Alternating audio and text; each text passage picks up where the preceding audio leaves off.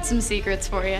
Lots of secrets. Secret societies. We're talking Bohemian Grove, all these celebrities walking into the forest and doing weird rituals. You ever worshipped an owl? A secret society composed of the world's most influential politicians and celebrities that worship an owl god and have high hopes of creating a new world order in which every aspect of society directly benefits them and supports their most hedonistic behaviors and deepest, darkest desires. If you think I'm describing the Bohemian Club, congratulations, you are absolutely correct. Hidden within Sonoma County, California lies Bohemian Grove, the campgrounds of the Bohemian Club. Every year, the club gathers at the grounds for 2 weeks to party like there's no tomorrow and to plan exactly how they want tomorrow to unfold. Members over the years have included Clint Eastwood, Henry Kissinger, Walter Cronkite, Richard Nixon, Ronald Reagan, Charles Schwab, Ambrose Bierce, Bret Hart, Mark Twain, and Jack London. Along with partying and planning, the members of the club also apparently worship a giant 30-foot tall, 9-meter owl statue believed to give them influence over the rest of the world. Security on the grounds is no joke. In fact, members of the History Channel were actually arrested for trying to infiltrate the campsite a few years ago. Luckily, however, a pretty infamous, now cancelled, conspiracy theorist was able to sneak his way onto the grounds undetected and even witnessed part of the ceremony in which members of the club chanted, "The owl is in his leafy temple, let all within the grove be reverent before him," and then they set a human effigy on fire. If that doesn't scream New World Order cult, I'm not really sure what does. The Freemasons. So this secret society has been around for centuries. So it's no surprise that people have cooked up all sorts of theories about them. So first up, many believe the Freemasons are working towards total control, pulling the strings from behind the scenes, making big decisions that shape the world as we know it. Some even say their ultimate goal is a single global government, basically a new world order. Another juicy conspiracy is that the Freemasons are linked to the Illuminati. Some folks think the two groups are basically one and the same, with the Freemasons serving as a front for the even more secretive Illuminati. Together, they're believed to be plotting world domination, using their secret meetings and rituals to plan their next move. Then there's the story about Freemason symbols being hidden in plain sight. From the all-seeing eye on the dollar bill to the layout of streets in Washington, D.C., these symbols are said to be everywhere, left as clues to the Freemasons' influence and power. I also mentioned secret rituals before. Nobody really knows what goes on in these ceremonies, but they are known to have them. Along with that, there are secret handshakes, coded language. Along with the Illuminati connection too, the Freemasons are rumored to be a possible continuation of sorts of the ancient Knights Templar, which that part's kind of cool. What's better than a Freemason? A master Freemason. And what's better than that? A master Freemason who has been given permission to enter into the even more secret and elite society of the Masonic Knights Templar. While becoming a member of the Knights Templar does require members to be practicing Christians and to have achieved the highest level of Masonry, the Masonic Knights Templar is its own distinct organization. Founded in the 12th century as a religious military group, the secret society grew to include many of the most prominent members of society. Of course, the process to join the Masonic Knights Templar is neither easy nor short, and so one can easily assume that only the best of the best were actually able to sit in on the meetings and learn about plans for a possible new world order from the most elite of the elites. If a new world order is coming, I guess it only makes sense that it would be coming from like the most skilled members of the most popular secret society of the 21st century, right? We're talking Masons, but like make them better, make them more secretive, make them know more, have more influence. You've got the Knights Templar. It's kind of scary. Skull and Bones. Sounds like the crew of a modern day pirate ship, but it's actually a secret society at Yale University. Kind of lame, but boy, do they have some wild conspiracies tied to them. The group was founded way back in 1832.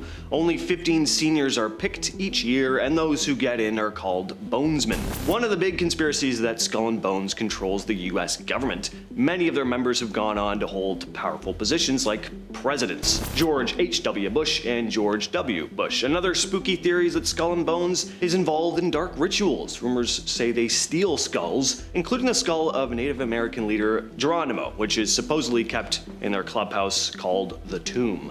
Some believe they use these skulls in strange ceremonies. Not a huge leap, seeing as they call themselves Skull and Bones, but also just seems a little too on the nose, but hey, that's just me. Of course, there's the New World Order connection as well. Are Skull and Bones part of a global network of elites working together to control the world? Or are they just a bunch of frat boys cosplaying as a dark, mysterious underground society? When it comes to the creation of a new world order, we often assume that the world's elites would be behind it. But have you ever stopped to think about who might be behind them?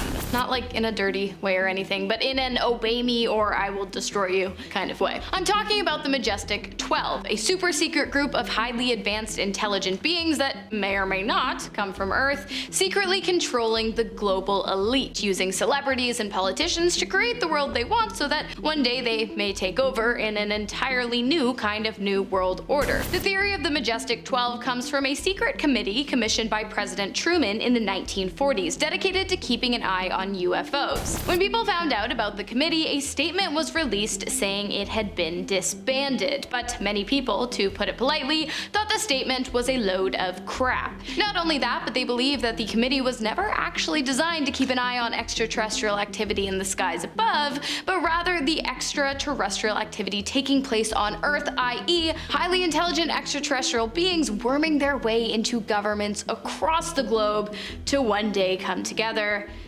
One world government, extraterrestrial takeover, you guys get it, you've seen sci-fi, right? The Bilderberg Group. Anytime a bunch of politicians and elites from across the globe get together, people get a little suspicious, and I get it, a little transparency would be nice. This group started in 1954, and it gets its name from the hotel in the Netherlands where they first met. Every year, about 120 to 150 of the world's most powerful people, politicians, business leaders, and other assorted bigwigs, gather in a super secret meeting. No press, no public, it's all hush-hush. Are they discussing ways to move society ahead in a positive direction with the well-being of the general public in mind?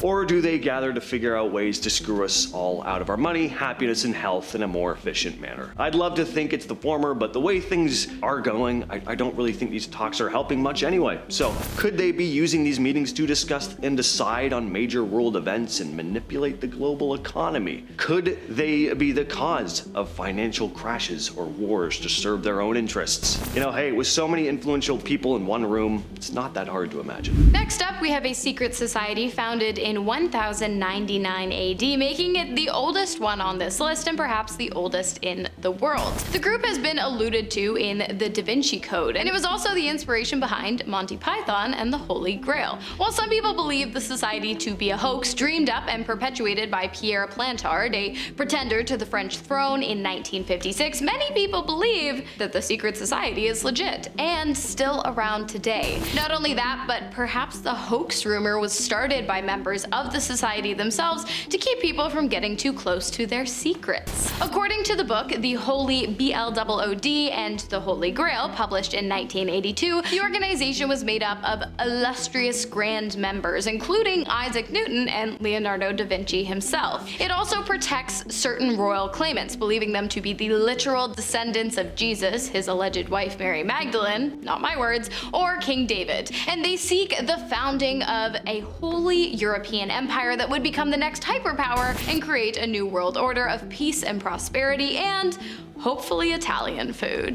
The Trilateral Commission is another gathering of influential elites from around the globe. The group was founded in 1973 by David Rockefeller, along with other powerful people from North America, Europe, and Japan. The idea was to get leaders from these three regions together to discuss and solve global issues, but of course, because all these meetings are top secret, people start to wonder. When it comes to conspiracies about a single world government, this group is close to the top of the list. Some people think this group wants to merge all countries into a single political entity, which would work to make sure the rich keep getting richer while everyone else gets left behind. And it probably doesn't help that back in 2023, a speaker at the Trilateral Commission's first secretive meeting in India, speaker unnamed because, you know, It's all secretive. But he said, quote, or they said, quote, "This year, 2023, is year one of this new global order."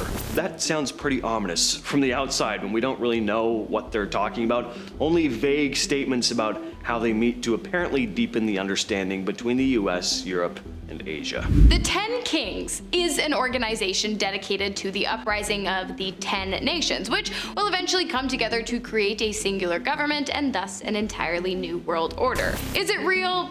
Who knows? Is it foretold in the Bible? Yes. The 10 Kings prophecy comes from Revelation 17:12, which reads, "And the then horns which thou swayst are 10 kings, which have received no kingdom as of yet, but receive power as king 1 hour with the beast." I don't personally understand the connection, but according to people who believe in the secret society of the 10 Kings, there is one.